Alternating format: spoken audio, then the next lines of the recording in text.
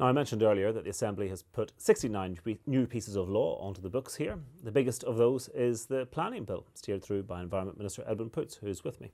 You're very welcome. Thanks for joining us. So, are you proud of your achievement there? Absolutely.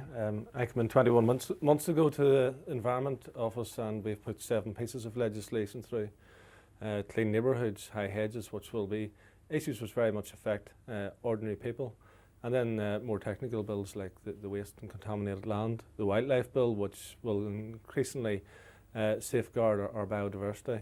And the planning bill is a huge piece of legislation which we managed to see through. And of course, though, the controversy on planning was that you used a petition of concern, which was to ensure a cross-community vote, to kill off an amendment that would have allowed what we call third-party objections. Those who were putting forward the amendment suggest that you killed that off to favour developers.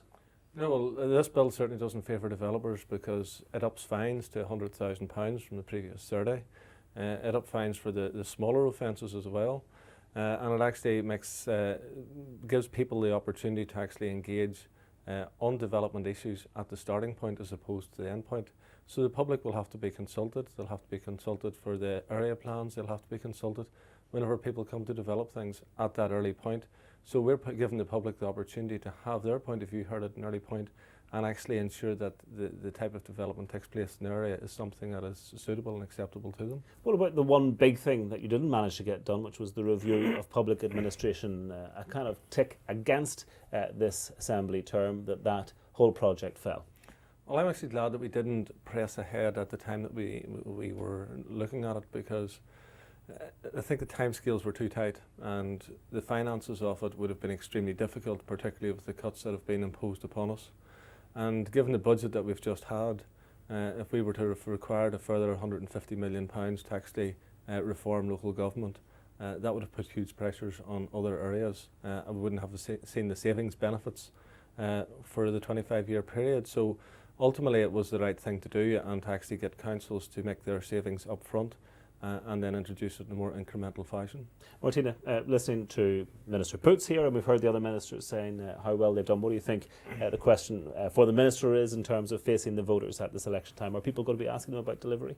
I think in terms of Edwin Poots' own constituency, I mean, he was caught, I think, between his own wish to see the maze developed and the fact that his party was opposed. And I think those are kind of issues on the doorstep. The John Lewis development, where's that at? Is Lisburn getting its fair share out of this Assembly?